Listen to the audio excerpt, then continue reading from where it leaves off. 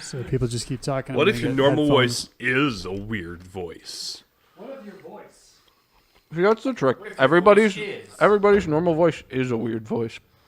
Right. You listen to it back recorded, and it's like not how it sounds in your head. It's like, that's weird. If you think hard enough about anything in language, it just all sounds totally made up and bunk. Like, if you think too hard about one word, you're just like, that sounds so alien. This word. Well, it's because it's all made up. It's just we agreed it means not, something. Yeah, it's conventional. It's not purely arbitrary. Right. Words only mean things because people agree they do. Correct.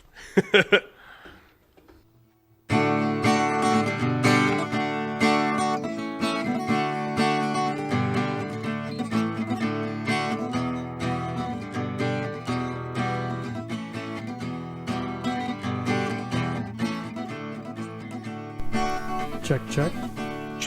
Mic check. 1, 2. Check. Hey, 1, 2. hey. Hello. Okay, so we got some noise. It's noise. Noise. What noise? Like what? Probably like that. Look at this, Bert. Where's that coming from? Is it like a hiss? It's just like room noise. Is it that? Is it the Buzzing? refrigerator? The refrig? The frig. So Palladian Papers featuring the fridge. Well, we'd like to Come welcome. on, Cranky. Take it to the fridge. We'd like to welcome our special guest for this episode, Pineapple smell. the fridge. okay. Hello, I am Fridge. Hello, I am Fridge. Nice to be interrupting you. Welcome to podcast. I am Fridge. I am Fridge. You put things inside of me, I keep cool. So He's a pretty chill guy. those are some cold. I wish I was hot, He. but I am cold. Well, I apologize I'm for so hot for her. any He's so sort of cold. screwing. so cold. Yeah. Okay, so Isaac, you're coming. Okay, I gotta take these headphones out. I'm messing yourself up. Yes. Okay, so Isaac sounds good. I think if we get too far away from our microphones, his starts picking us up, and that's sure. what was weird. So if we keep our Stay in our lane. distances, I'm gonna pour myself Your some nog. But distance. if we want to start, I guess we can do intros. We got Isaac with us today, everybody. First hold- time guest. hold on. Insert canned applause. You can put applause can, but Yeah. are we? We're just rolling, man. We're just rolling now. Yeah, we're just How long rolling. have we been rolling? However Seven. long It I looks like decide to 7 keep. minutes. Yeah, however long I decide to keep. A fair Okay. chunk of that, we're not keeping it because the microphone wasn't working. But we have a guest today, ladies and gentlemen. First time on the podcast, right? Yeah, Yeah, we had him on We tried to get him some on a stream couple of stuff, but- times, but like, We yeah, got this is my younger brother. other who is just Isaac. He goes by no I'm just other name. Isaac. I'm just Nathan's brother. Yes. Today. Okay, let's start this over. That's why I was like, wait, you're gonna keep the whole fridge thing? Well, yeah, we're keeping the fridge thing. We're keeping the fridge. Yeah. Gotcha. You I gotta, mean, you keep, did the, you gotta coin. keep the fridge. I mean, you did coin my name back in the the one where I made the bumper. We did. We Yes. did And give you him the referred to credit. me as Isaac Yes, because I am Isaac. he made Yeah. the gaming bumper. I made gaming bumper. So where with does this leave Gregarious us? Champ game. Where does this leave? You were about to get up and make some eggnog. I am, but in terms of that's where- what GC stands for. Not GameCube, Gregorian Chant. Yeah. we haven't done a game in a while. We haven't. Because That's there not haven't been foreshadowing any at all. like good games Yeah. that we have all done. We'll see about lately. Spider-Man. I'll have to play the second Right, game. and you're still working on Bloodborne? I am still working on Bloodborne, inching ever closer to the end. Indeed, as you do. Okay, so we landed on this is Isaac, who's just Isaac. Cool. I'm making eggnog. You guys banter.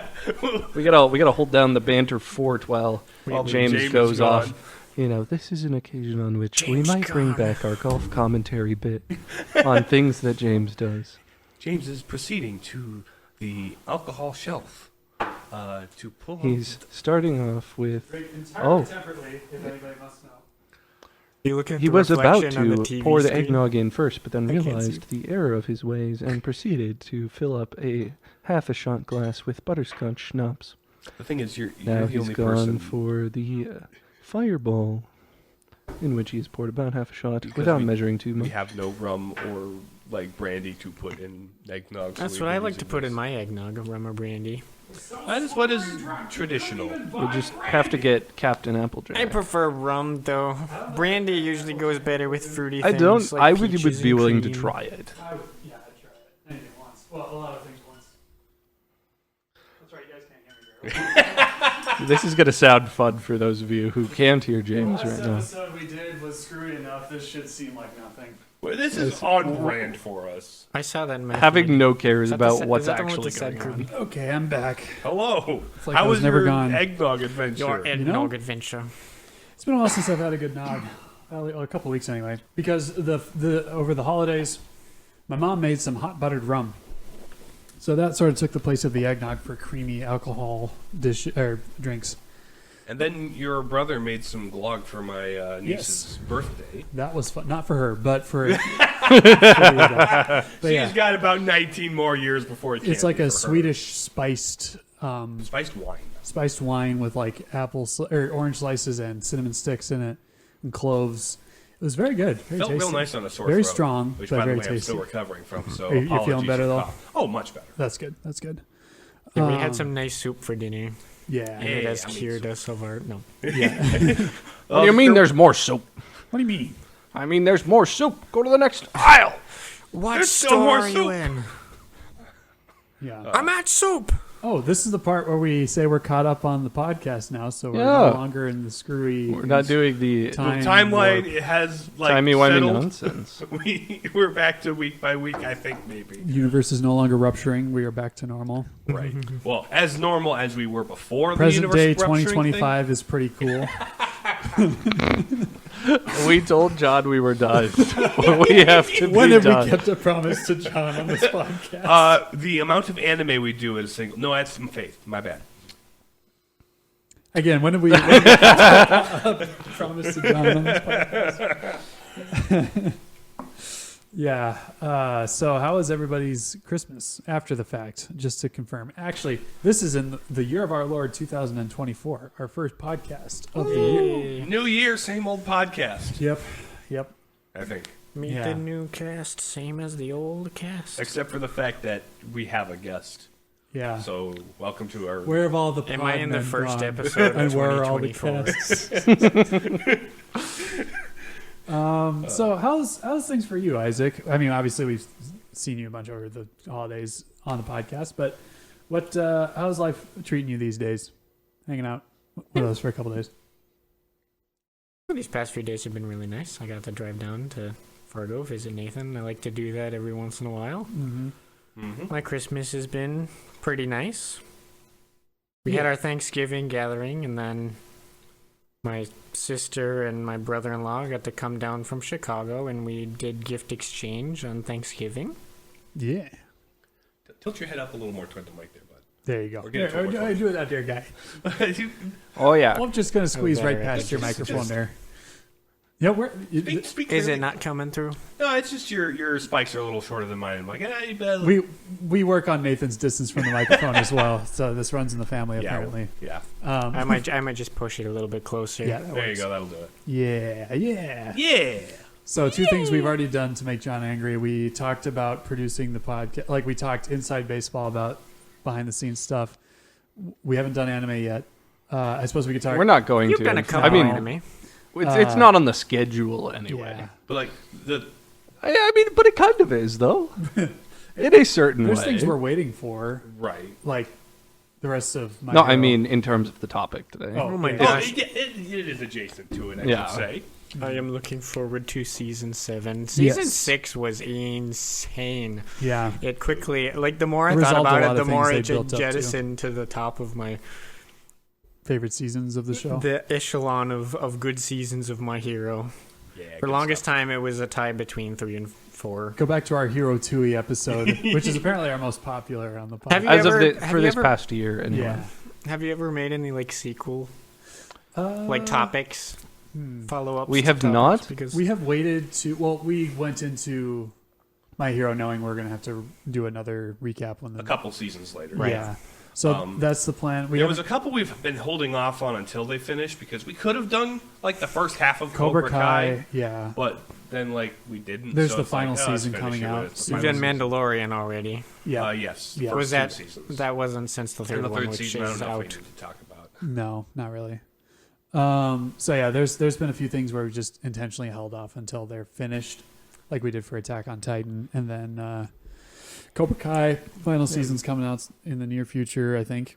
Maybe we might eventually do like Dune, we'll probably do. wait till more of that is out. We'll because- see how the next Dune film progresses the story before we decide what we're doing there.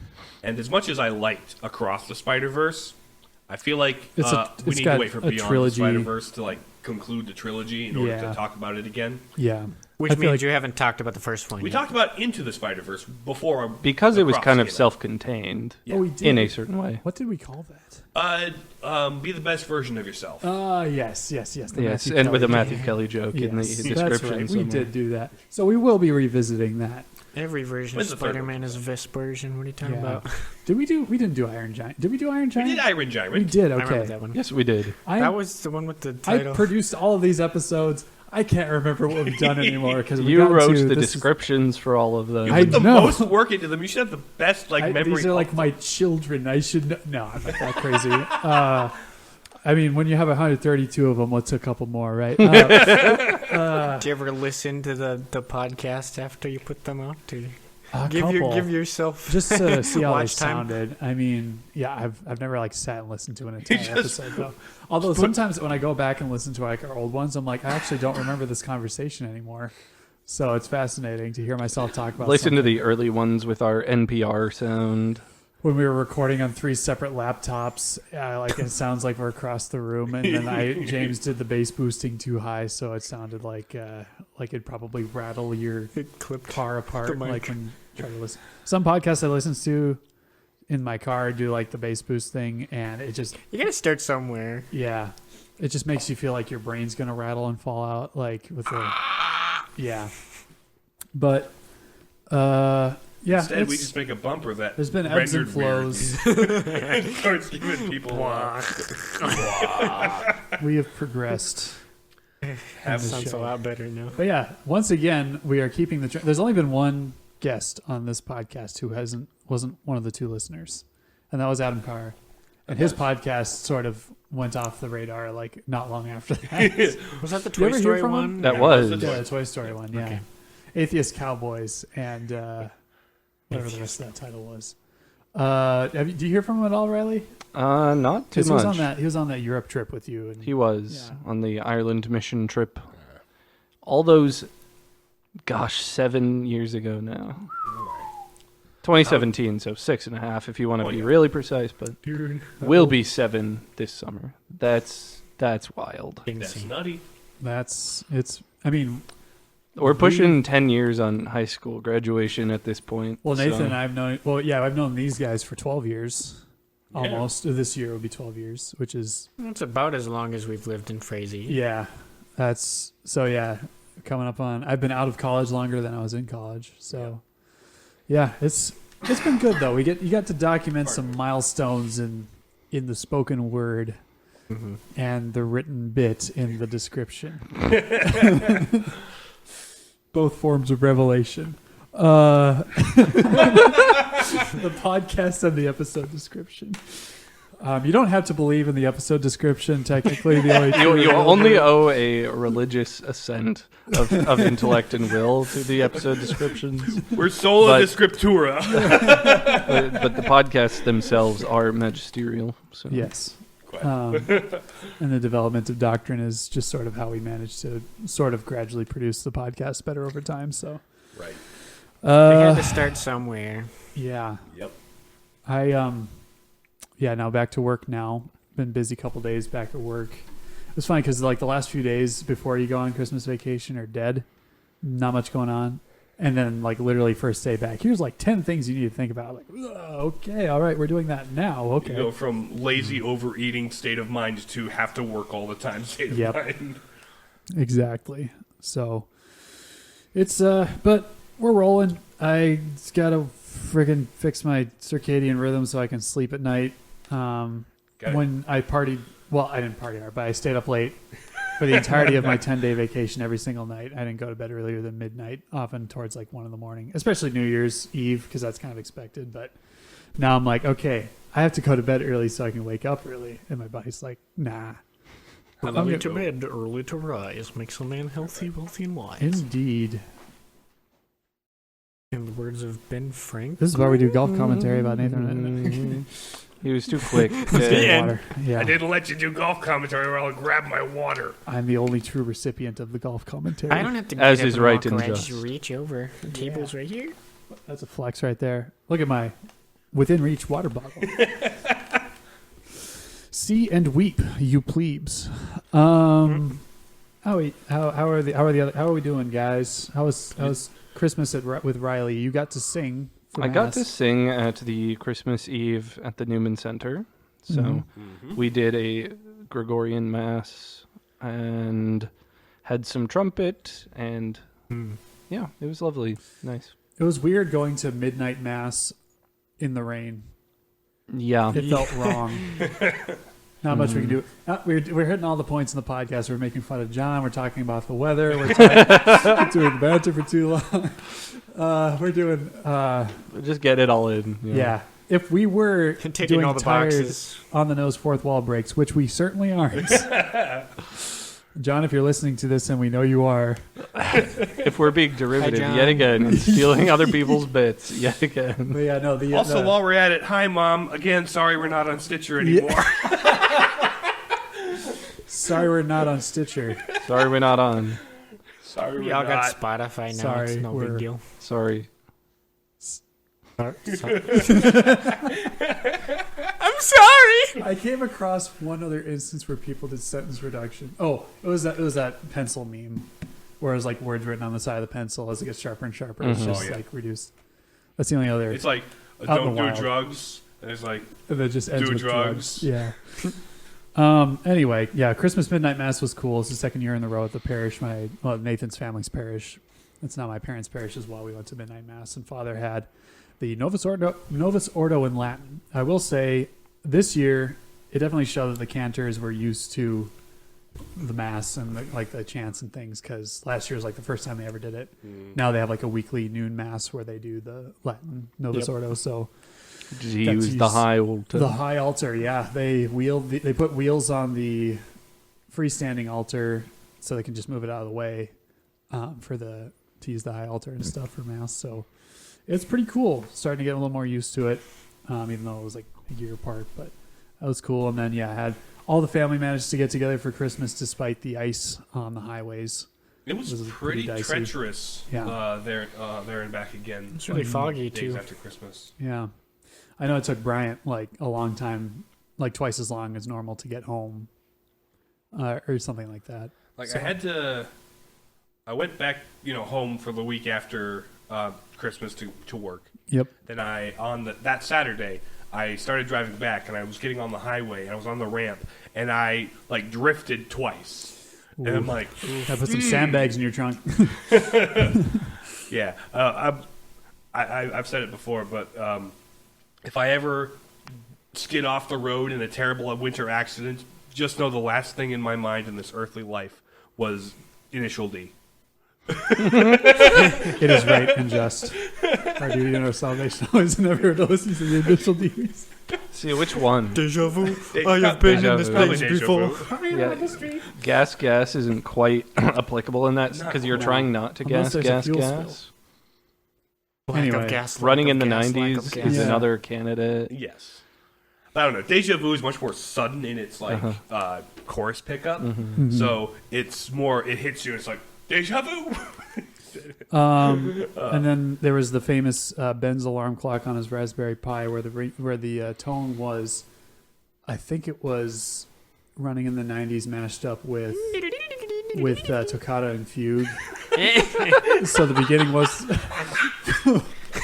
beginning was the organ thing. So that's usually about as far as I got into it, but then it would like transition.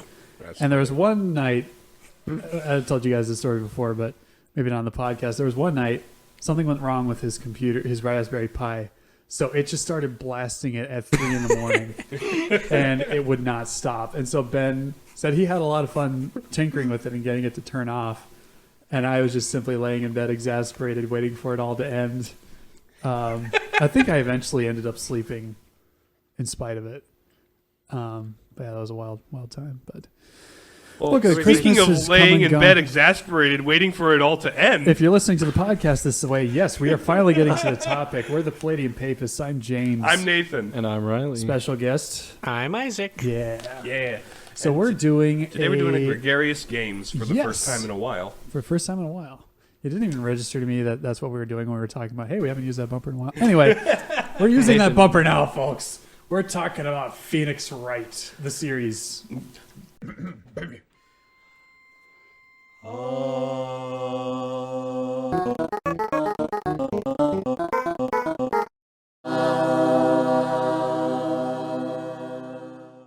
We're going More to or talk less. about Phoenix Wright Ace Attorney, the first 3 games in the Ace Attorney series.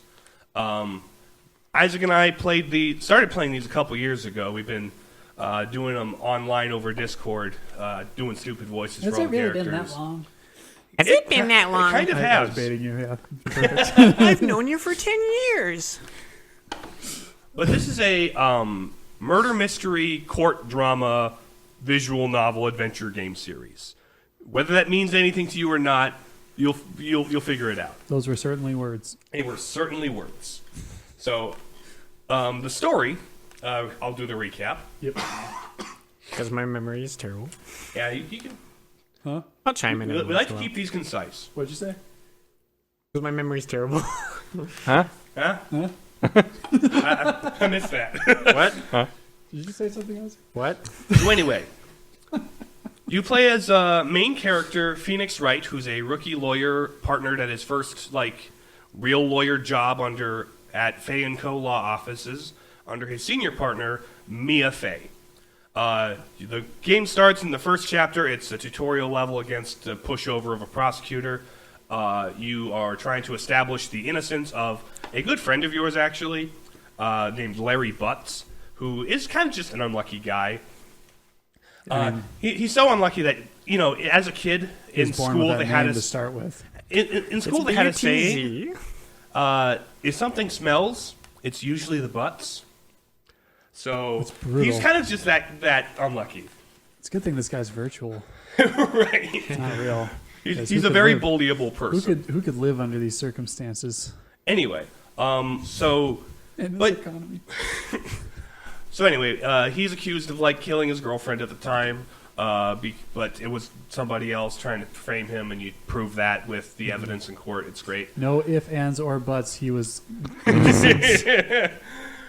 Without a doubt. Anyway, so I'll shut it's well, you get by with a little help from your senior partner. It's great. You drink a toast to innocent butts, and you and That could be a Mia- title. There's a lot of titles. In this. There's a lot of great names in There's this. a lot of fabulous names. Strap in. But point is, you made it past the tutorial, and you and Mia are a great team. You're inseparable, and nothing can go wrong as long as the two of you are together. Then Mia dies. Yep. She gets Naturally. murdered by a guy who runs this information conglomerate that does a bunch of blackmail deals on the side.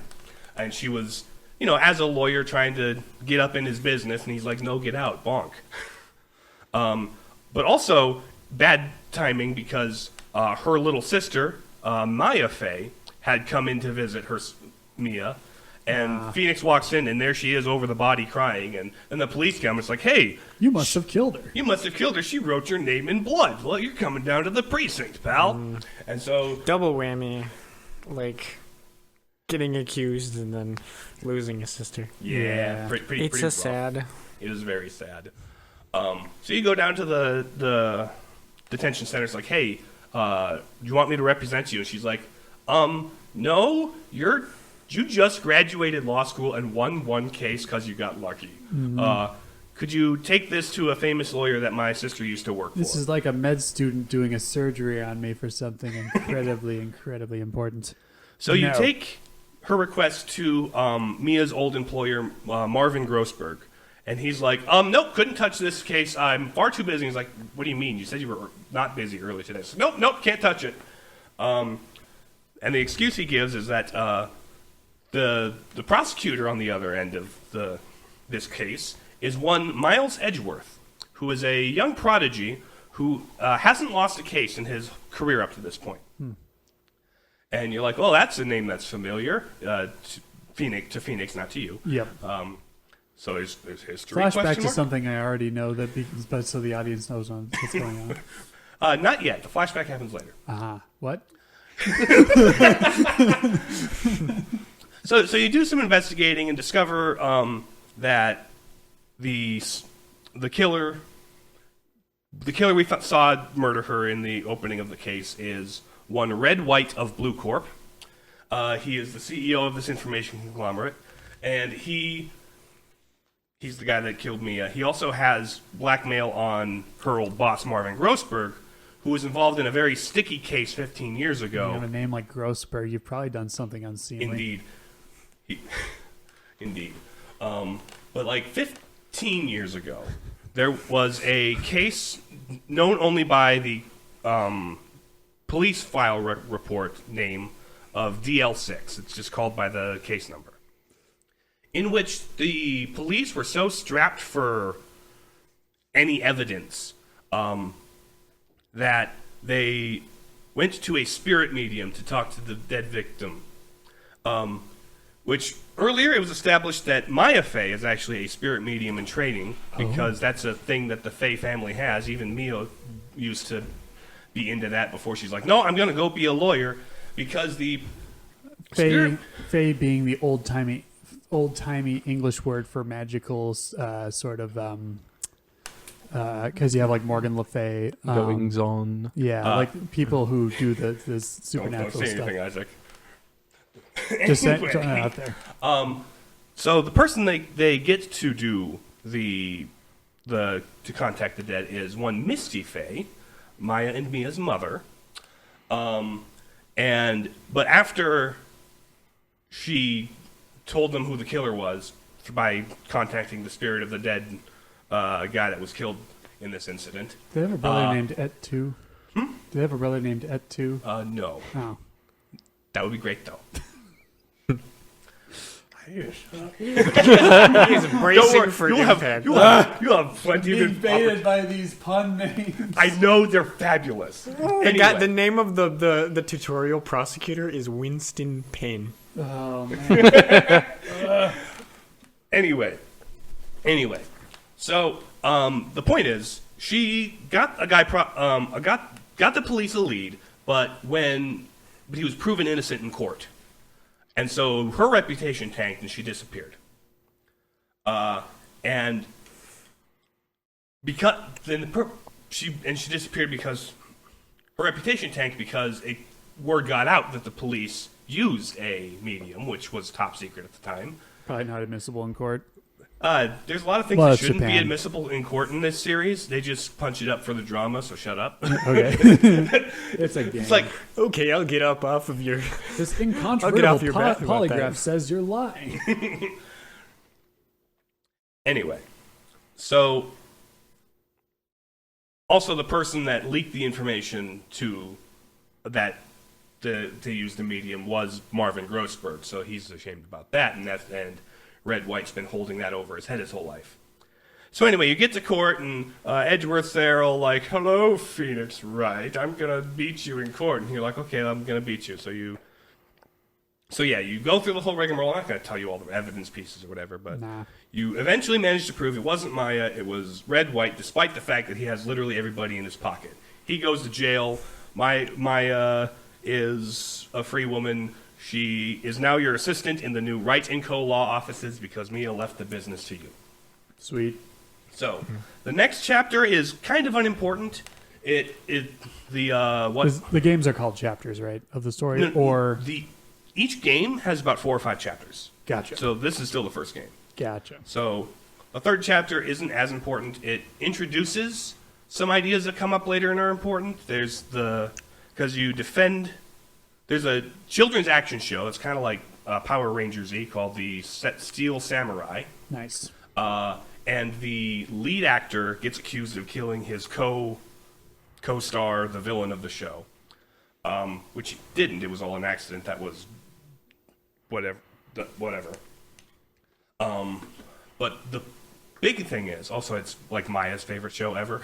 Nice. So she's fangirling out the whole time. You're trying to defend the guy who plays the Steel Samurai. Face is like, this show is for kids, isn't it?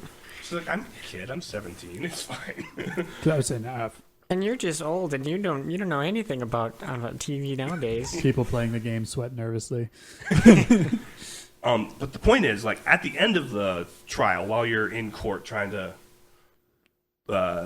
because Edgeworth is on the case again, because he's like, you beat me before and broke my perfect win streak. But when it's kind of clear what's actually going on, but there's not like the evidence to back it up, out of nowhere and out of character, Edgeworth demands more testimony from the person on the witness stand, which is like, wait, you're in the lead. Why do you want more information that could harm your case? And he's like, the truth needs to come out, I guess. And then he loses the case. And it's like, he confronts you afterwards, and he's like, Phoenix, I felt, stop making me feel bad.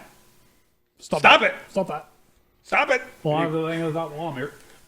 And then Maya's like, what was that all about? And he's like, it's fine. I'll explain it at the beginning of the next case. I almost smiled unironically. So anyway. Don't tell a soul. Next chapter, it's Christmas Eve. There's two men on a boat. There's a gunshot. A guy drops into the boat. And who should pick up the gun in the boat? But it's Miles Edgeworth, who is now framed for doing a murder. A murder. So he went from prosecutor to victim, or Well, To prosecuted. To the Yeah. prosecutee.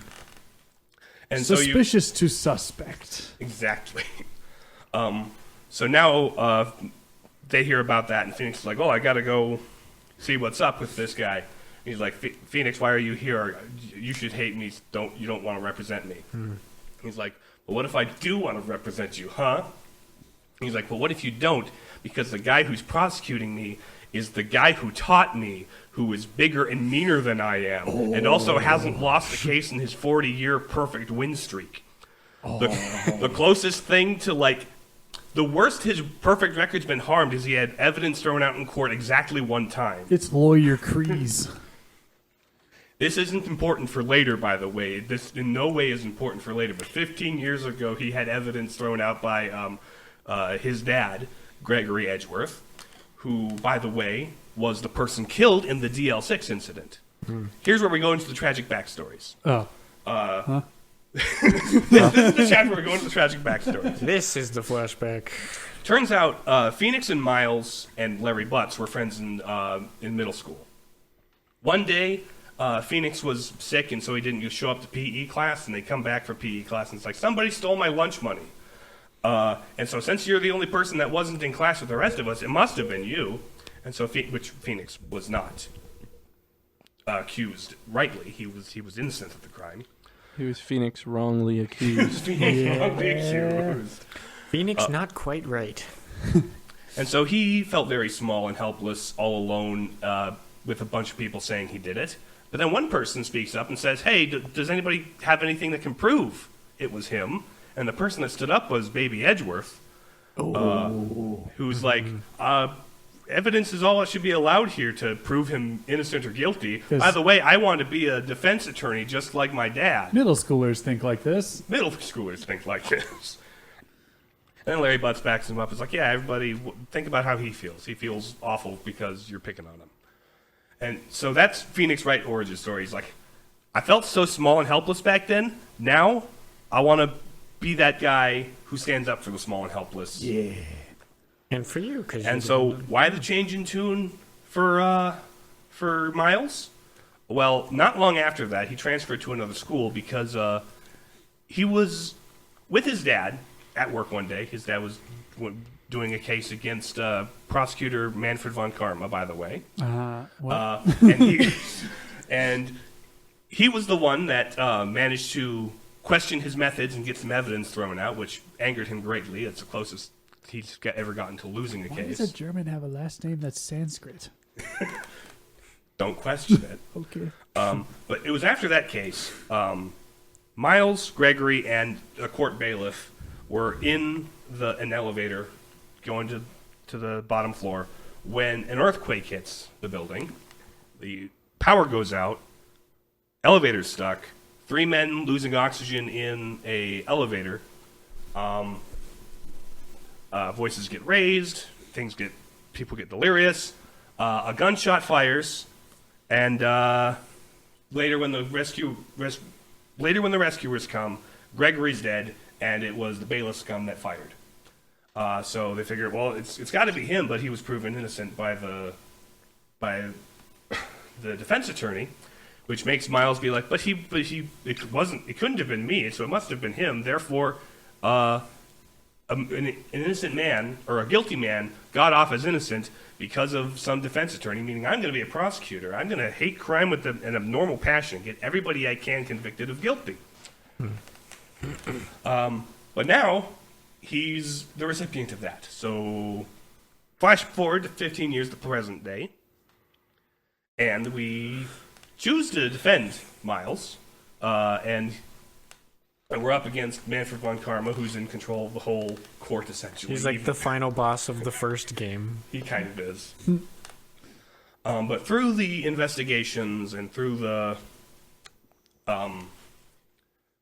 evidence, we prove that it was not Edgeworth that killed anybody. Because Miles and the apparent victim went out on a boat. The man in the boat shack was the bailiff from the DL6 case, who had to plead insanity due to the temporary lack of oxygen to get off as not guilty, even though he still believes he didn't do it. He still 100% believes it wasn't him, but the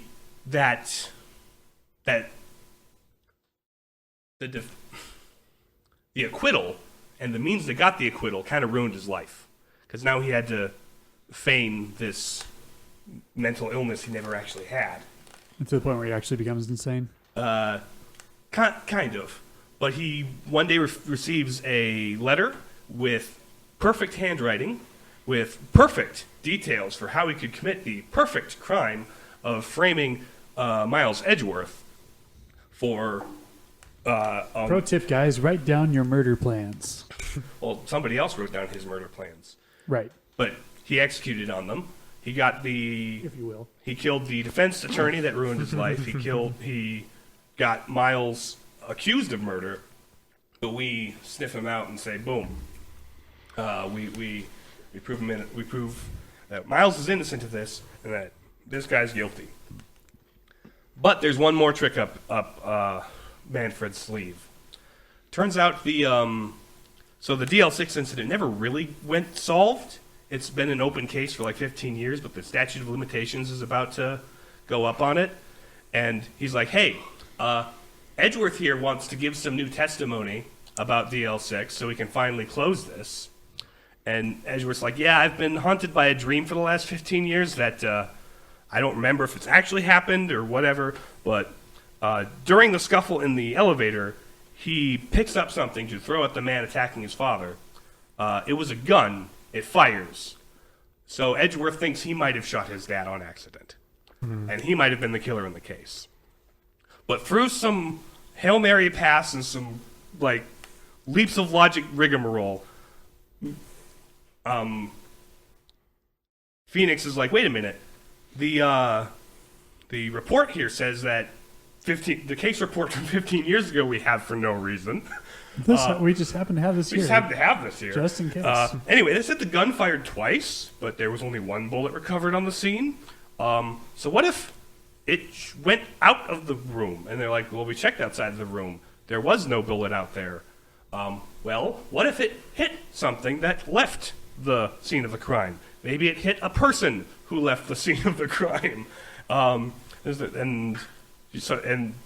of course, Von Karma's like sweating bullets. Hey, he's like, Let's slow down there, guys. Slow down. What do you mean that this person just left? Because when you're in court, you solve multiple murder cases at once. Exactly. That's how this works. Yeah. So you managed to somehow prove that the killer was hit with the bullet and opened the door, used the gun again to kill Gregory, and then walk away. And also, he might still have the bullet inside him because the perpetrator of the murderer was too perfect to leave a paper trail. So he didn't get the bullet removed because that would have a doctor as a witness, and you can't have that when committing the perfect crime. And so you point your finger at Mr. Perfect. It's like, hey, it was Manfred von Karma. Dum, dum, Dum, dum, dum. The final prosecutor was the murderer the whole time. Wow. And so you and Edgeworth hug it out or something, and it's all great. And Maya's like, hey, even though I'm a spirit medium, I've only ever been like able to channel your boss at like the last second when we're in dire peril. I think I need to go back to the mountain to train some more. Like you do. Like you do. And so there ends the first game. There's a bonus chapter added to the DS release of it that I'm not going to go into. It's pretty much just a prequel to some of the characters that appear in the sequel series of games called the Apologistus trilogy. So, second game, first trial is another tutorial where Phoenix gets bonked in the head and loses his memory and has to figure it out in court again. That's how the tutorial is, and it's stupid. They get smarter about the tutorial levels later. Wait, who am I? What is this? Like, I'm screwed. What button do I push? Second chapter is a reintroduction to Maya. It's been a year. She's been on the mountain training, and so there's a doctor who years ago had a malpractice suit against him, but he thinks it was actually his nurse who died in a car crash a few days later. And so he's like, I need to get this malpractice problem off my back, so I need to have her confess to it. So I'm getting the spirit medium channeling thing done, and the person doing it requested that you be here, Phoenix, because it's Maya doing her first proper big girl spirit medium contacting thing. And she's like, hey, Phoenix, I want you to be here for this. It's great. And there you meet her aunt, Morgan Fay, who has a young daughter named Pearl. She's like 6. The only Fay character not named with an M. But she's kind of in charge of the village, right? Where the Kurain village, their spirit channeling village place where they meditate in the mountain and stuff. Sure. The actual, like, master of the village was Maya's mom, but she's gone. So, until she's been gone for long enough to be considered dead, like, no one's really in charge, so it's going to be Morgan for now. And even if, when she dies, that Maya's going to inherit it, being her daughter. That's not something Morgan is jealous of at all. Definitely there is no jealousy there whatsoever. Nope. She is a loving aunt who would never frame her niece of murder. Nope. Also, Maya's accused of murder. The doctor gets killed in the channeling chamber with air quotes, no one else there. So that's great. So you're in. So once again, it's like, hi Maya, we're back in this situation. I'm going to defend you again. She's like, great. Have this spirit talisman thing called a Magatama, and tell my little cousin Pearl to charge it with spirit energy. This will be important later. So you go up and talk to Pearl, and she's all like, oh, you're Maya's boyfriend. I've heard so much about you. She's like, no, I'm not. That's not how it is. She's my assistant. Shut up. It's weird. Anyway, can you charge the Magatama with spirit power now? She's like, okay, now you can see when people are lying. So you walk around and talk to people, and they'll say something, and suddenly a chain and lock will cover their heart, and you've got to find evidence to present to break it. It's a new gameplay gimmick, but it's actually kind of great. Do they hope to die? It's a cool thing. So that just helps with the investigation part of things. Over the course of the case, you prove... Oh, also, the prosecutor on this is one Von Karma. Francesca Von Karma, his daughter. Wow. Who's like, come from studying abroad. She's like, I'm gonna put your foolish butt in line with my whip on the stand because that is allowed in court. And I'm gonna make you fail, Phoenix, because you made my father fail, and I'm not happy about that. Your dad killed someone. 15 years ago. It's not helpful, but still. So that's a thing that happens that's significant. I don't know if that's a conflict of interest or not. No, it couldn't be. Couldn't be. Not in this series. Anyway, you prove that, over the course of the trial, you prove that the person that committed the murder was actually the sister of the nurse that died in the car crash. But it's not the sister of the nurse that died in the car crash. It's actually the person who allegedly died, and her sister was the one that died in the car crash, but she had facial reconstruction surgery to look like her sister. So they freaking like So there was actually no spirit to contact because she was still alive. Metal Gear Solid 5, the nurse. It's kind of weird. But it's also kind of great when we figured out, it's like, oh, that's what's going on. But does she Nutty. think she was the nurse who did No. Okay. She had to act like her A sister. giant piece of shrapnel sticking out of her head. Yeah, the sisters are named Eenie Miny and Meanie Miny. So which one Man, is why it? are you so good at English puns? This localization team. We'll get to that. So What to do? next chapter is clown time. We don't need to talk about that. It's not important. Clowns aren't important. So final chapter of this game is perhaps the most interesting. Is one of my favorites.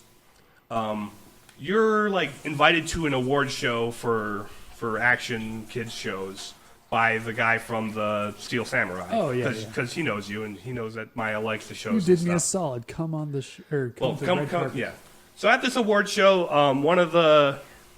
there are two rival shows. There are two rival actors. Juan Corrida, who plays the Jammin' Ninja on his show, and then there's Matt Ungard, who plays the Nickel Samurai. because the names are great.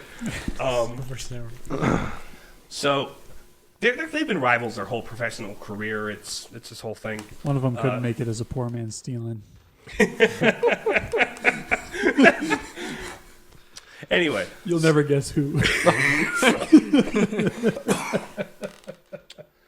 so Juan Corrida turns up dead before he can make a big announcement, and Matt Ungard has evidence on him that points to him.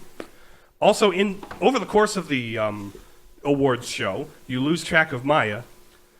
She goes off to answer a call from a not suspicious at all bellhop or something, and you receive a package with a transceiver in it, and on the other side is like, "Hello, I'm a professional assassin named Shelley Day Killer. I have kidnapped Maya Fey, and you will get a not guilty verdict for Matt Ungard, or she dies." And Phoenix is like, And not guilty in these games is game over, Yeah. essentially. well, no, a guilty verdict is game over. Not Right. guilty is you win. Not guilty is a winning. So do the thing you're good at. And this And you're not upsets him guilty. greatly. It's like, hey, please don't hurt her. Also, why do I need to get this guy a not guilty verdict? It's like, oh, no reason. He just didn't commit a crime he's accused of. It's fine. He totally isn't involved. Nope. Not at all. So you go to his. He loves Nickelback. It's fine. Look at this photograph. There are so many times in those games where it's like, here's photographic evidence. Look right. at this photograph. And I will always say it in that voice because I voiced Phoenix Wright. Look at this photograph. So you go to the detention center and you look Matt Ungard in the eye and say, "Hey, speak clearly and loudly into the magical charm. Did you kill your rival show person? Did you kill Juan?" And he's like, "No, I did not kill anybody."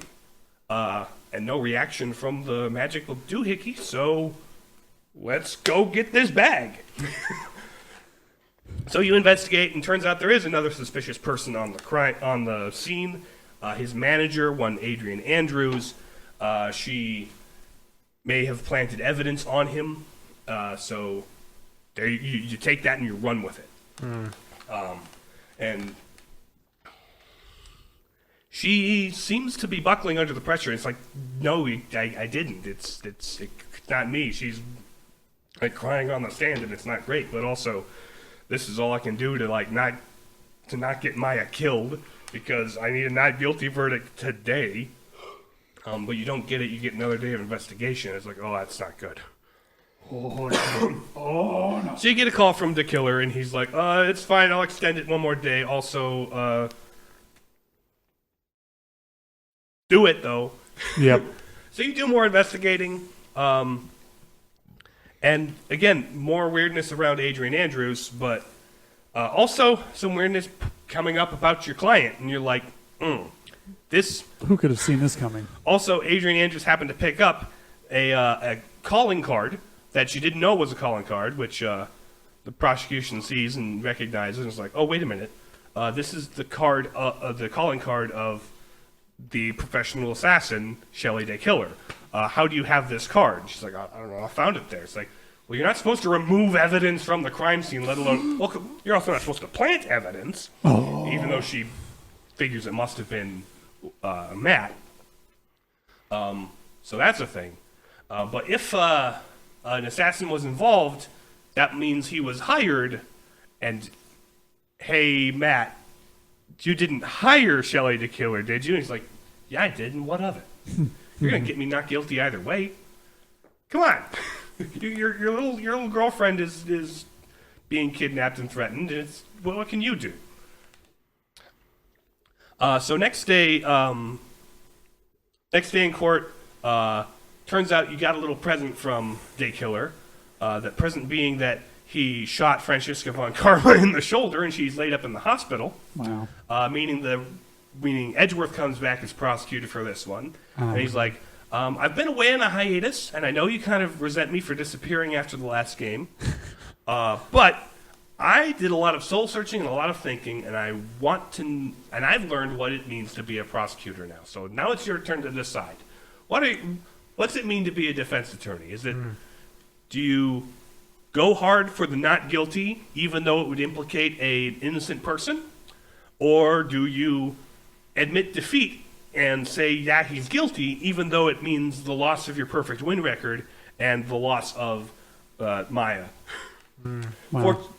Fortunately, you stall long enough for things to play out where suddenly the killer's on the run from the cops and with Maya in tow, and so people are tracking his location and sending evidence back to the courtroom from him.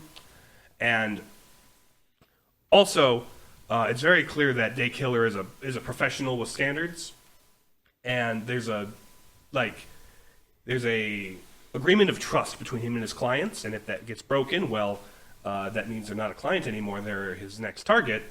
By the way, Matt filmed the whole affair and was going to hold it over him as blackmail, so that immediately dissolved their contract, meaning you're good to go, let him be accused, proven guilty, and Maya's going to live, so that's how it pans out at the end. Thank goodness for ethical assassins.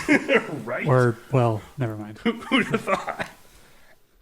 Thank goodness for convenient ethics. For convenient ethics. I'm all for ethics when it's convenient. And so you lose the case. Huzzah. And Francesca walks back and it's like, hey, why are you so happy that you lost? You lost your perfect win streak. And he's like, well, Von Karma, today we truly saw a Phoenix Wright Ace Attorney justice for all. Wow. And roll 'Cause credits. that's the name of the second game. I needed a tagline like that, like a shot in the eye. That's what she's thinking. Like both of the Von Karmas. Yeah. Right. It's like poetry. It rhymes. There's a certain thing we could say about karma that we will not. Well, that's what happened to him in the first one. Anyway, Never mind. Third game, Trials and Tribulations. The episode order goes out of chronological order, so I'm just going to tell you the timeline order of how the story goes. Although it won't happen like this when you play the game.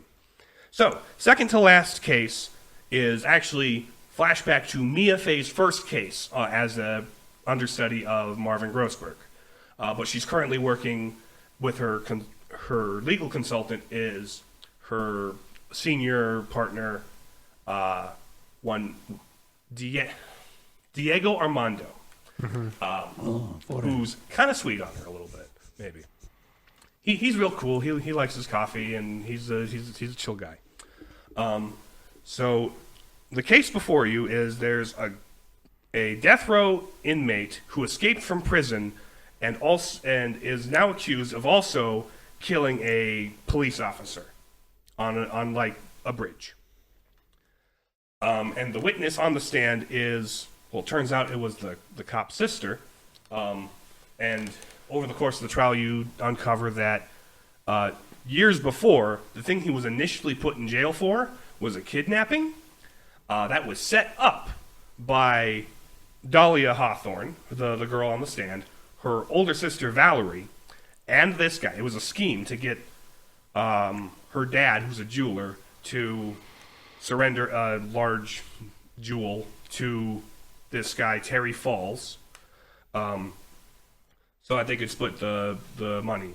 But that went south because Valerie broke her end of the deal and shot Terry and turned him in. And Dahlia was thought to have died from falling over into the river, but turns out she just jumped to escape with the diamond in tow. So it was a whole thing, and you bring that to light, and he's about to get a not guilty verdict on this when he drinks poison because he had a suicide pact with the girls in case of something like this going on. But the girls don't hold up their end of the bargain because, well, one of them's dead and the other one's Dahlia, who's kind of mean and not cool. Also, fun fact, this was Edgeworth's first case on the job, too, so we get flashback to baby him. It's great. Oh. So he doesn't lose. He doesn't lose the case. So he's got a perfect win record. Okay. Anyway, so that happens. She's beat up about that and takes a 6-month break from doing it work. But she comes back in the interim.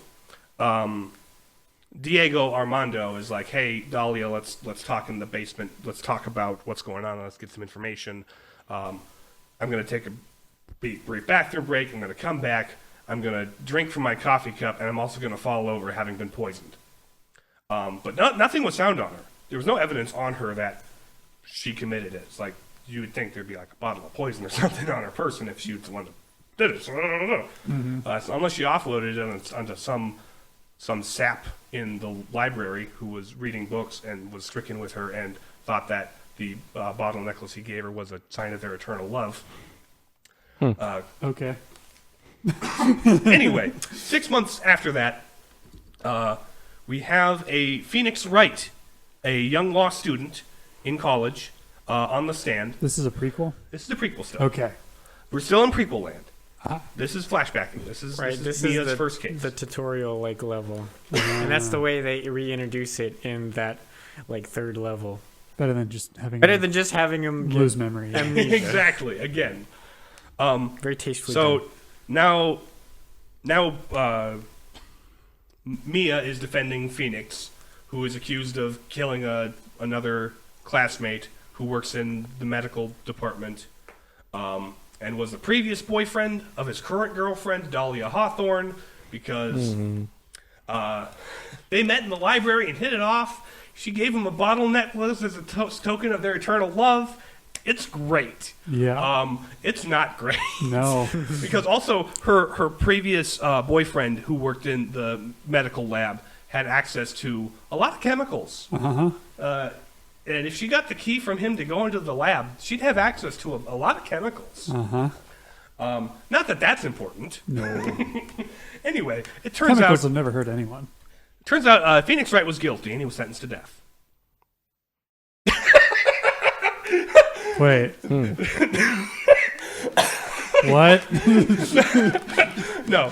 So over the course of this trial, you'd prove Phoenix was innocent and that Dahlia was behind it because she wanted to shut up her old boyfriend who suspected her of stealing poisons and poisoning a guy in the basement. Did you poison? Did you poison? Did you poison? Is it detectable in a casserole? It's not, is it detectable in the coffee? What would you do to this face? Relevant question. That'll have an answer later. James audibly choking upon water. I almost didn't do a spit take into my microphone. Or no, I almost did one. Anyway, Wow. so yeah, it's proof. This Phoenix is is like, a ride. man, I'll double down on my studies and maybe someday I'll be as good a lawyer as you. And she's like, yeah, you work on that. So skip 5 years later into the present day. This is current events. Our first Phoenix Wright case in this case. It's the restaurant one, right? I think so. I think so. The events of the restaurant one are not important. It's like some guy gets poisoned coffee at a restaurant and dies. A lot of coffee going around. But the really important thing is that we're introduced to this week's new prosecutor named an enigmatic man with a Geordie LaForge visor and white hair named Godot, who sits behind his bench, drinks his coffee, and calls us names. You like coffee. He likes coffee a lot. It's dark and bitter, just like his soul. Uh-huh. And he waxes poetic, making nonsensical similes. It's kind of great. And confuses everybody, but the point is he wants Phoenix to prove himself. All right. So the restaurant one, you do that and it's great. Was there one more? There was Because it was. there was the heist one. That was actually the one we're meeting. That's the first one, because there's a museum exhibit about the village that Maya and Pearl grew up in. Ooh, connections. Yeah, That's right. There's a museum Yeah, with all the there's artifacts in it. They're stolen cultural heritage. Right. Well, they donate the things to the museum to get some. Yeah, sure. Because things are finally picking up. The DL6 incident has been swept under the rug, and it's been all explained.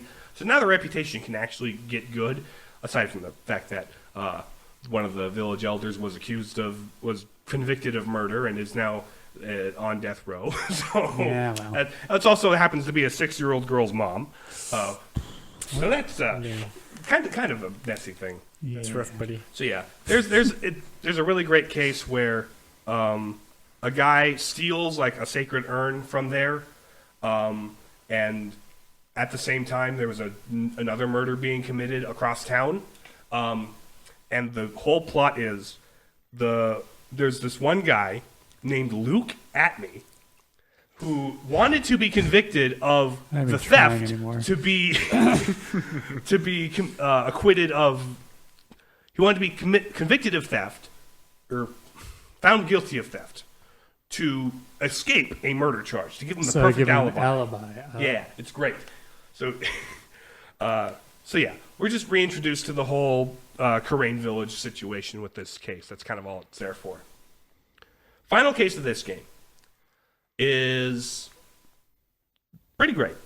Maya and Pearl, who are now just kind of Phoenix's assistants, follow him around places. It's great.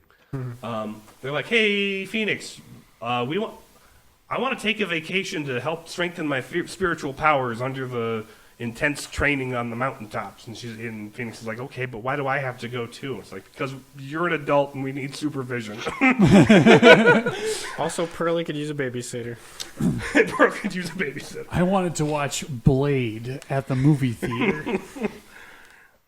See, look at this advertisement. He's like, "Yeah, look at that advertisement. Also, that looks suspiciously like my old girlfriend Dahlia Hawthorne, who was kind of awful."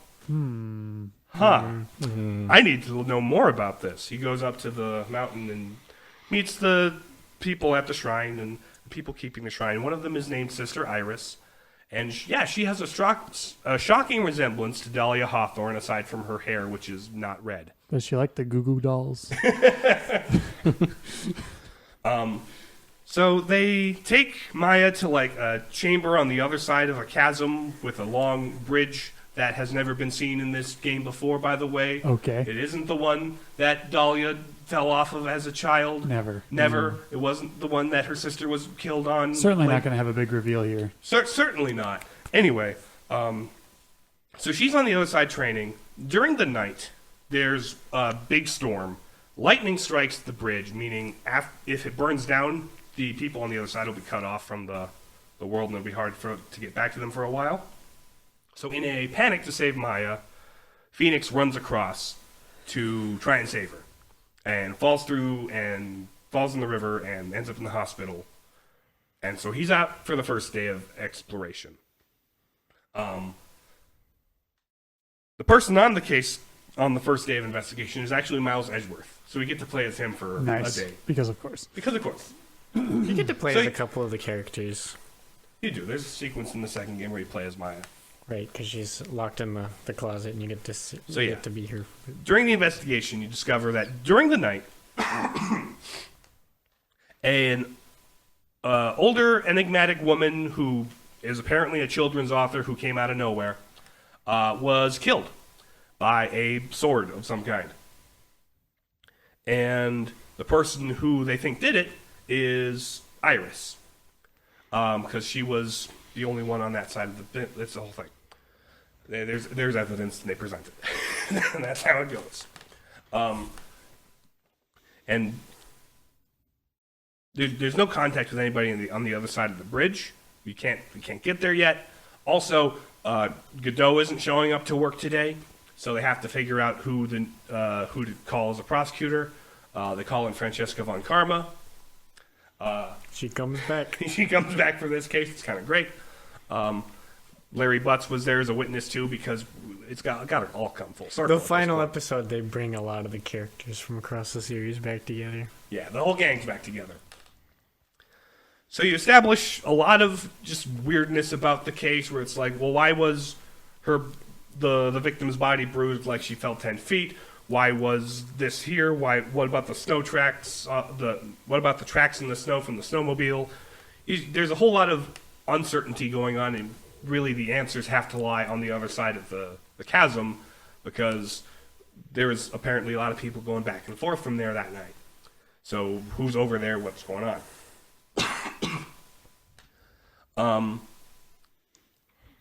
So the next day, they managed to fix the bridge up enough, and also fix Phoenix up enough, that he can go back on investigating and check out what's on the other side. There you find that Pearl had been stranded over there when she wasn't supposed to be, because she had snuck across to hope to see if Maya was okay. I was doing okay. Also, Godot shows up and he's like, "Hey there, Trite, what are you doing here? Well, I don't like you, and you Shut up, Hagrid. Shut up, Hagrid." And so he seems awful bitter at you, but then again, he's bitter at everything, just like his coffee. Mm-hmm. So you go down into like the chamber where Maya was supposed to be training, and the door to the training room is like locked and like sealed shut with like locks that resemble the Magatama locks. So it's like, oh, the psych locks. Yeah. So it's like, what's going on here? So you got people trying to unlock that. There's a bit of a mix-up with like, Sister Iris is looking out of sorts now. It's this whole thing. So just new evidence is established, new people, where they were, what was going on. And so Phoenix is in the courtroom again. He's got more people on the stands, and Godot's finally there, looking him across in the eye. Not quite the eye, because he's wearing the visor thing, but still staring at him. And this is where things get funky, as if it hasn't been funky this whole time. And I know we try to keep these concise, but we also had a lot of banter, and I'm looking at the time, it's like, oh, that's a lot of time. Yeah. It's pretty meaty. Is it inclusive of the nonsense? Well, The stuff we're cutting? yes. Okay. That was only about 6 minutes. But Okay. it's still, it's We'll make- something. we'll Anyway, figure let's it get out. on with it. Getting on with Get it. on with it. Long story short, so turns out, so like it's established earlier with how the spirit channeling thing works, is the person contacting the spirit will like have them inhabit their body and then take their appearance. That's like a thing that has established how it works. So like every time Mia gets called back for emergency help, she's a little too, the clothes that her younger sister's wearing are a little too small, and they're very Japanese about it.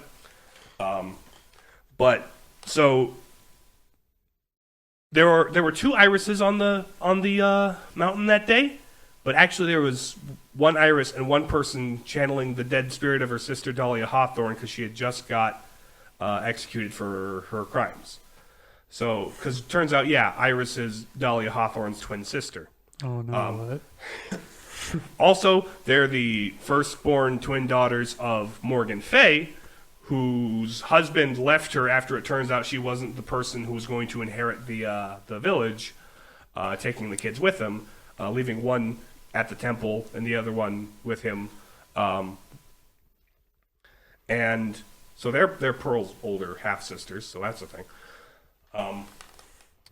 And so this was all a big scheme cracked up by Morgan to get Maya killed so that Pearl could inherit the whole village. So the idea was Pearl was supposed to channel Dahlia so Dahlia could kill Maya in the meditation chamber. But something kind of got in the way of that. Somebody else, a third party, must have channeled her because she wasn't available for Pearl to do it. Because she's like, I couldn't contact her. I must be a failure as a spirit medium. It's like, no, because the enigmatic author lady turns out to have been Maya's mom, Misty, who came back from 15 years of absence to save her daughter by channeling her killer so that she couldn't get to her, but also ended up getting killed by somebody because Dahlia was going to kill Maya. But also the person on the stand is Dahlia, and Pearl's okay. She's not doing anything. So who's channeling Dahlia? It's Maya. Boom, your plan failed. And she's like, dang it. That was not great. So real convoluted stuff here. Thoroughly lost track. Audibly confused. Yes. Visible confusion. Yes. I've thoroughly lost track. But there's still the question of who actually killed Misty, who was channeling Dahlia at the time. And that's turns out to be Godot. Because he was he found out about this case, this conspiracy somehow, and chose to step in to try and save Maya because he's actually he recently recovered from a 5-year-long coma after being poisoned in the basement by Dahlia. Because he's actually Diego Armando, Mia's partner / boyfriend. It's all a conflict of interest. Oh yeah, it's all coming together. Yeah. Huh. And he's all like, I came back to haunt you from beyond the grave, essentially. The turning of the tide. Because you failed Mia, and you're not worthy of her legacy, and I'm projecting all of my insecurities on you, Trite. Because I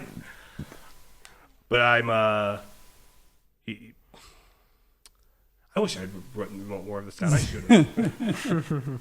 Anyway. The amount you've been able to retain without writing down is astonishing. Yeah, I'm impressed. So anyway, that gets wrapped up nicely. And that's the end of the third game. Okay. Essentially. A lot happened, but Indeed. some brief cool stuff before I start going into the like story themes in general. Analysis, yeah. These are fun games. It does get convoluted, but half of the fun is putting it together. Like, in my opinion, the best part of a mystery movie or mystery story in general is the aha moment as things come together. Yep. The moment where the detective like puts the clues together. He's the guy. He's the guy, and everybody realizes.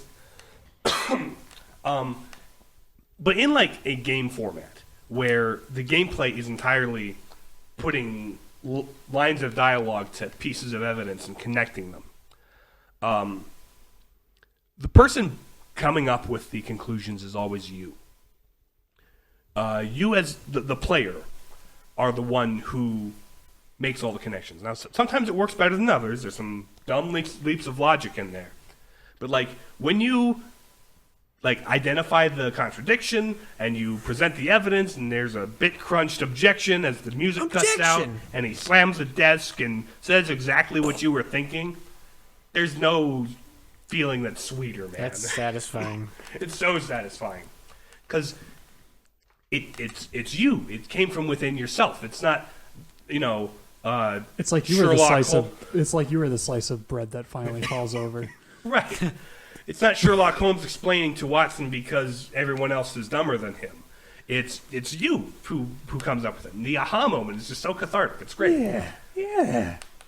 The second thing that's a cool thing I want to talk about is the localization team's efforts. And because you've noticed the pun names. It's very Dickensian. All of the puns, there are puns in Japanese in the original translation.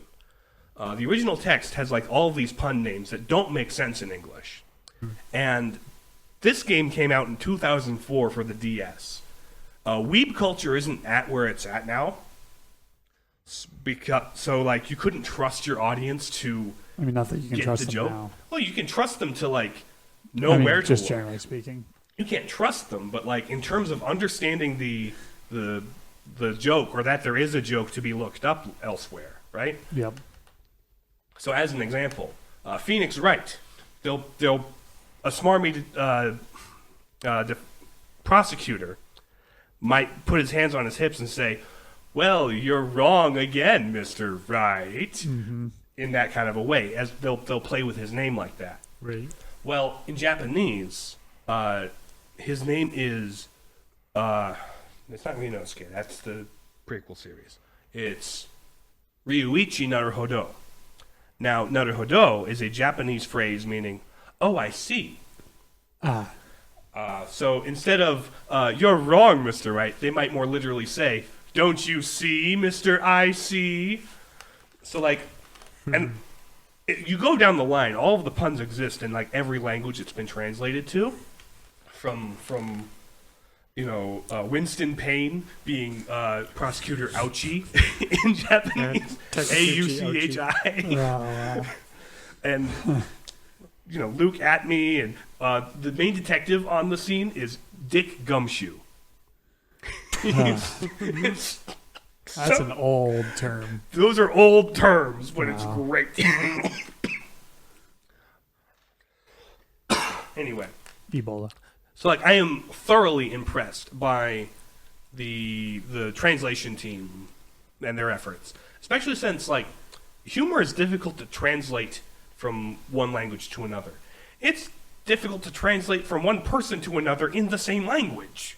So the fact that a lot of the humor of the game remains intact across a cultural barrier is very impressive to me. And they understood the assignment.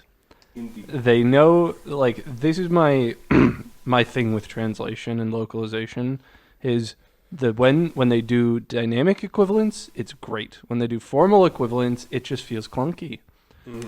And for those of you who might not know the difference, dynamic equivalence is like capturing the spirit or the idea of what's being said, and formal equivalence is like getting the exact meaning as close as you can. Which, depending on what you're trying to do, formal equivalence is what you need to do. Like if you're translating academic texts, you need to have formal equivalence. But when you're trying to make something feel and flow, dynamic equivalence is the right way to translate. And they had this dynamic equivalence approach with these games. Because it's not the exact same thing. Mr. Wright is not quite the exact same thing as I see. But they capture the spirit of it. In the way Also, that they translate. Phoenix, constantly getting back up and being reborn or whatever. Well, Phoenix being a heroic, legendary beast. Yep. Ryuichi, Ryu, means dragon. It's the name meaning dragon. That's why the Street Fighter guy is named Ryu. That's why the Ninja Gaiden So guy the is named American Ryu. equivalent, or well, at least the Western equivalent would be the Phoenix. It's something in that same analogous. vein. Right. Analogous, I should say, yeah. Yeah. So, like, And a lot of the pun names even like work narratively with the plot. Like with the Luke at me guy, he was really just kind of a red herring. Mm-hmm. Von Karma for another suspect you were got supposed bit to look in the into. butt by a crime he committed 15 years ago. Yep. You know? Eeny, miny, and meeny, miny. Like, which one is it? Which one is it? Yeah. There's a whole bunch of other ones, and it's great. But also, the humor doesn't come at the expense of like the gravity of the crimes being committed. Like, they do offer levity at times, but it's like tonally, it's like they don't like. There's a tragedy here, right? Mm-hmm. The witness on the stand may be an actual clown in full makeup, named after all three Stooges, but his best friend just died, and he's not going to sugarcoat that. Yep. Right. He's going to laugh about everything else and be obnoxious about it. But keep the serious things serious. Indeed, it does a good job towing the line with the tone. Other cool stuff, Isaac? About the characters or about Just the game? Just cool in stuff. general, stuff you like about Thoughts. it, you think is good. I have to think about it for a little bit. Okay. So, like, story-wise, cool stuff. Each of the three games kind of had a different focus of the story. The first game, the main character of the first game was kind of Edgeworth. He started as somebody who was very staunchly against crime in all its forms, and he was fighting to win. He was fighting to be proven correct. Where here comes Phoenix, who obviously he's also fighting to win, but ultimately what he's doing is bringing to light the truth. And that has a deep effect on him. He serves justice Indeed. and has to face that situation in which he has to decide what's really important to me. Is it justice or is it winning? And what is justice? Exactly. And when he's in this hot seat, accused of a crime he didn't commit, the truth sets him free. It also happens to damn the person who mentored him, so there's that. But it's justice. Perhaps karmic at times, but One might say. one might say. The second game, it's kind of Phoenix's trial. It's Phoenix trying to come to terms with what it means to fight for. What is he fighting for? Is he fighting to win? Even if it means he's trying to do a good thing. He's trying to save Maya, but he's going to bring down a innocent person in the meantime. So does he fight for the truth, or does he fight for victory? Ultimately, He gets a loophole. he gets a loophole where he can he can do both. ¿Por qué no los dos? Do the right thing. But Do the right thing. that's actually the second game is the only one that has a alternate bad ending, where if you present the correct wrong evidence, or the wrong correct evidence, whichever one, you can prove to the court that Adrian Andrews, the manager, committed the crime, and let the killer go free and save Maya, but you walk away having sent an innocent person to to jail, and that doesn't feel good. Also, it's not the canon Which is ending. what the villain wanted Right, exactly. you to do. So you It's also- lose in that rate. Right. You lose because it's not justice wasn't served that day, and it's also not the canon ending because Adrian Andrews comes back in the third game. So I think that one really. The first one, Edgeworth had to learn his lesson and figure out what to do. This one was about Phoenix. The third one had a lot going on, a lot more about legacy and regrets and a lot about who do you fight for, right? Because Phoenix had to be out there in the last trial fighting for Iris, fighting for Maya, where Godot was kind of fighting for himself and claiming to fight for others. He had this personal vendetta against Phoenix because I wasn't there to save Mia. You were the only person there to protect her. You were the man in the building, and you didn't man up and save her, even though you weren't there and you were off work and it was your second day. Still your fault. Still your fault. It's this projection. It's this. He's fighting for his own feelings, his own sense of like indignity. Where and at the end he realizes that it's like when I killed Dahlia, who was threatening Maya, who was the last remaining thing of Mia in my life. Did I know it wasn't actually her? Did I know it was the old woman that was actually Mia's mom, so I'm hurting her through that? Or did I know it was the little girl? I didn't know any of this. I was acting on anger and instinct in my own interest. Whereas Phoenix had, lost Mia and, well, kind of. He keeps talking to her when Maya calls her. Right. But he managed to, process his grief and move on and carry on her legacy instead of wallowing in the past.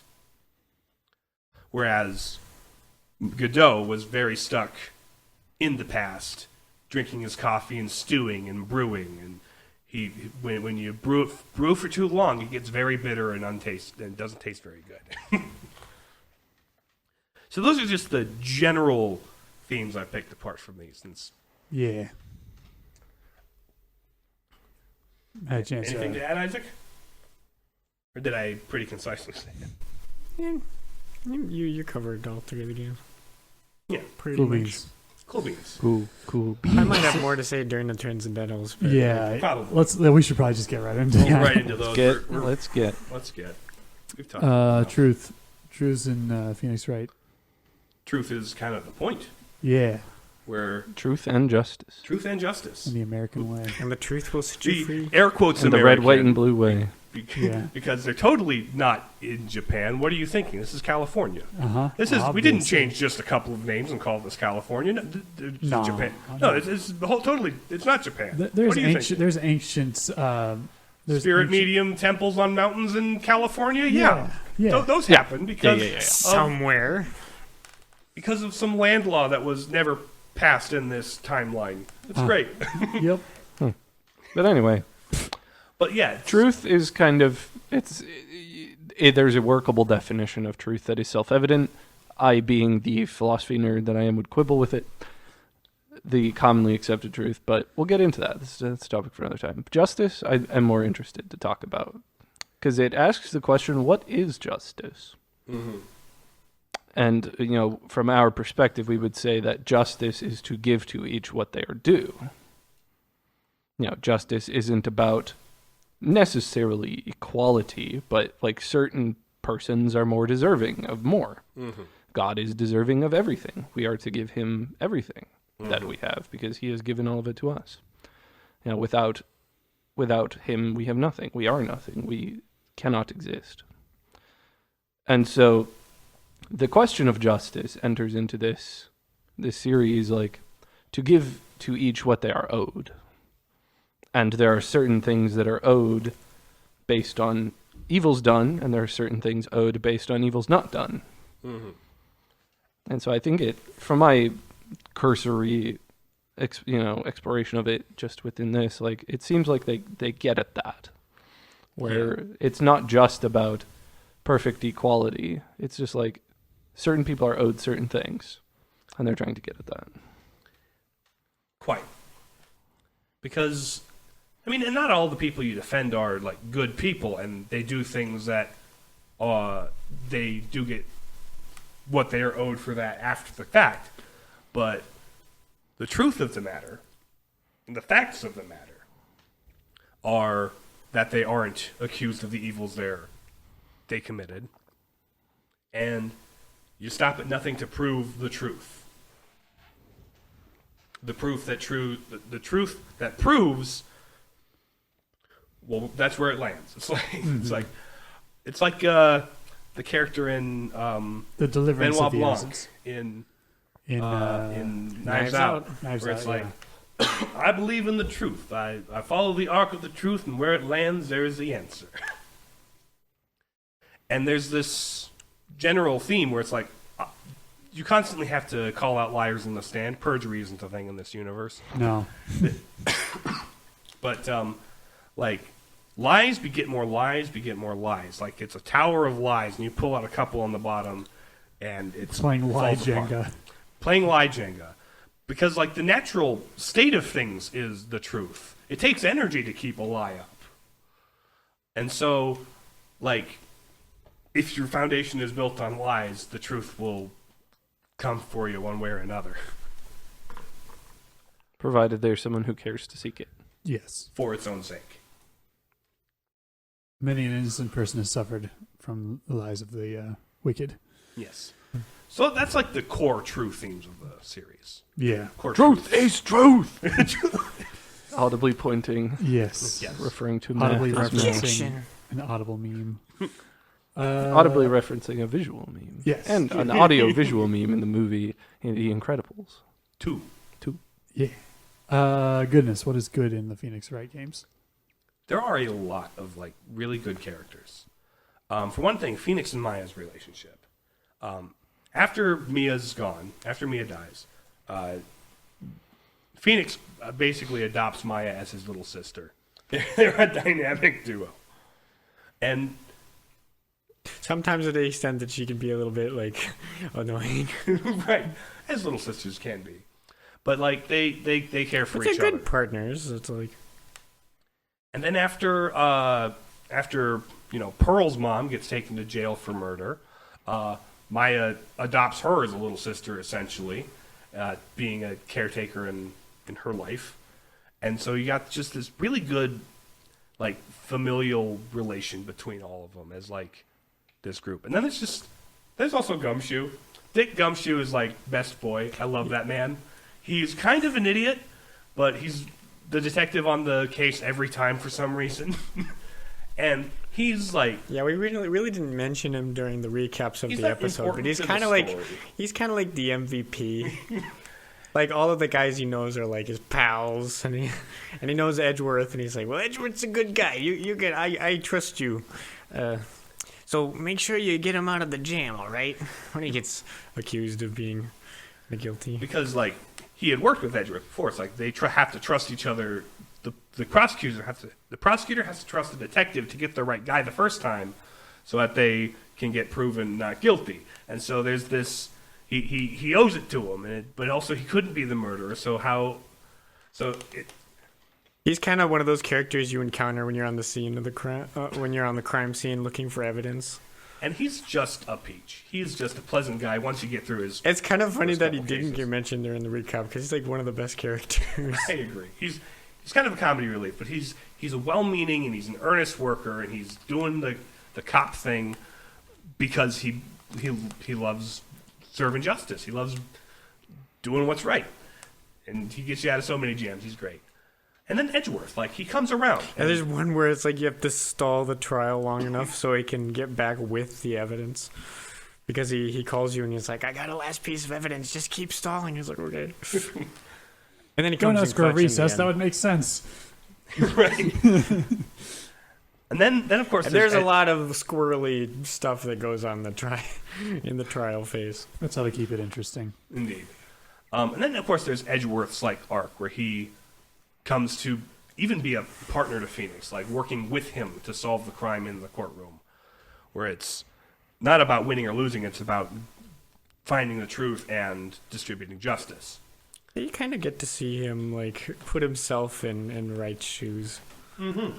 Well, when he's doing the investigation, It's on the interesting last case. seeing the way the prosecutors will mentally like evaluate the way they intake Phoenix on the stand. It's like he touches them each in a different way. It's like for Edgeworth, it's like, yeah, I've been where you're at. I understand you. Yeah, and So he's a rival still, but he understands. yeah. Then of course there's Phoenix and Mia's like drive to protect the innocent. They're like to find the people who have no friends and no one to support them and be the person in their corner. Mm-hmm. Whenever kinda, she does channel Maya on the stand when he's like, I don't know what to do, she's just like, Phoenix, do you trust flip. that the person didn't do it? She's like, Phoenix, flip the receipt over. Oh, dated yesterday. Gotcha. Thank you. Yep. So like, there's a lot of like good characters who like have their heart in the right place, or eventually land with their heart in the right place. In a sea of like corruption running rampant in the court. Which gets revealed throughout the game. Yeah, it's kind of. And So yeah, I hate this court. You all suck. Beauty. I mean, we talked about the cool stuff, like, the localization team and all that.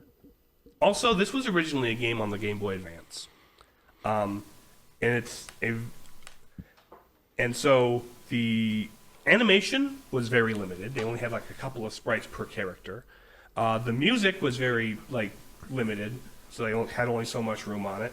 And the backgrounds, it was all very limited. They do change the themes for the different yeah. stages for the different games, though. Oh yes, but like they used those limitations very creatively in a way that came out very charming. So the characters have very limited animations, but they're so expressive. It's like with the different prosecutors, you can like tell the different. They have the same emotions, but they're all unique. They to have like them. their key poses. They have that are very- each of their own like slamming the desk. And Yeah, of course. Like Francesca has the big old whip. She. That'd be a like, fun. I'll talk about it later. But yeah, so like the Very animation expressive for as minimalist as it is. and when they do put the effort to make a character animation happen, it's very, very expressive. So like you'll have a witness on the stand, and they'll squirm a little harder when they're telling a lie, or Sweat bullets. I ain't seen nothing. I didn't see nothing. Or you get some real great reaction shots with like When they're at the end of their rope, they start to snap a little bit. there's a whole You mental get to see breakdown. them go insane. So like It's a lot of the times resulting in like the dialogue box. This man was Just- committed for psychosis after being at the stand. but Like, so what would you do on the stand? visually, it's like very simple, but like it's so effective with its simplicity. Then there's the music, which is just amazing. Like if you go through like a courtroom trial, right? There are different songs for like different phases of it. There's like the big grand entrance theme. Then there's the song that plays when you're like interrogating somebody on the stand, like you're cross-examining them. Then you like find a hole, point it out, and then like a slightly tenser theme plays. And then you go back to the cross-examination. You go back and forth a couple of times. And when they're on the edge of their rope, the witness, the interrogation theme will pick up in tempo and add a couple more instruments to it. So it's like the feeling of getting closer to the truth is The like cornered theme. really great. And then when you got them cornered in a lie, the most tense but triumphant music starts playing, and it's like, this is way too epic for people yelling in a courtroom. but And I love like it. throughout the series, they kind of change the cornered theme. Right, each of the In the games- final match of the final game, they bring back the cornered theme from the very first game. Wow. Right. And it's just like oh man, It all It's like comes a full trick. circle because now you're because everyone's back together, and it's a very celebratory, bringing everything back together and so like kind of episode. so it's got really great musical. It's not just like the storytelling. music; it's like the sound design is really good too. When you pick the right piece of evidence, the music will cut. And it all and like there's other music cut moments in the series, and it's just like, oh, So it's like the music they choose to use, but then like also not choosing to have music, like these little decisions that they had made because of the limitations of the console it first came on. They really add to it. It's really great. it's like the music itself is the sound design. Right. So, beauty, the art and music are great. Cool. Cool. And Unity, the truth will set you free. I feel like it's probably the That's pretty much it. yeah. The truth will set you free. Boom. Boom. We got it done. Drop. We got it done. And however That- long the final episode length ends up being. I'm sorry. Who knows? Well, John, you're Did- off the hook. The Avatar episode is no longer the longest one. I did have to recap 3 games that got convoluted. I'm sorry. Yeah, no, it was something. I could have just talked about the first one. That one's tight enough as it is. But I don't know. Like the second one, it's funny. They were written by the same director. The first one was kind of like, hey, we have a free slot in our release schedule. Do you want to make something? He's like, okay, I've always wanted to make a detective game, so I'll make this. Mm-hmm. And then he's like, okay, we have a hit on our hands. You want to make 2 more? And he's like, oh, okay. In 2 years? And he's like, oh, well, I've got to write these in 6 months. So he may or may not have written a couple of them while drunk, and it kind of shows in Clown Time. But it kind of for as tightly woven as tight of its schedule as he had, it's crazy how tightly woven and how everything like falls into place and how everything gets explained. Considering he was like slated for like 1 game, right, which was the first one, and now it's a whole series with 6 mainline games and 2 spin-off series games, and then like another spin-off series and a sequel, and a crossover with another puzzle game series. It's crazy, and he's also you can play as Phoenix in Marvel vs. Capcom 3. There's also a 2-season anime that covers the first 3 games. So if you don't want to commit to playing the games, it's a decent enough way to pick up the story, I guess. It's a way. I don't know if it's the way. It's not the way. I mean, again, if you want to experience the game, experience the game. If you want to experience the anime, you might as well play the game to understand the anime. But you could still watch it on its own, and it would be fine. But I don't know. I've never watched it yet. I plan on doing it, though. But yeah, I would say the best way to experience it is the game because of the emergent storytelling of the mystery, where it's like you piece together the mystery. It's fun to watch somebody else do it, but it's something else to do it yourself. Mm-hmm. Even though sometimes you might have to look up a walkthrough, because how was I supposed to know that the cape snagged on the bust of the magician that got yoinked up into the top floor? There's some outside the box kind of stuff. Some outside of the box things.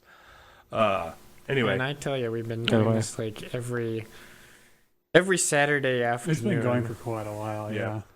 I'll hear much exuberant yet shouting in the next room. Like Nathan's playing Phoenix Wright. You get to do a lot of voices, and it's a lot of fun.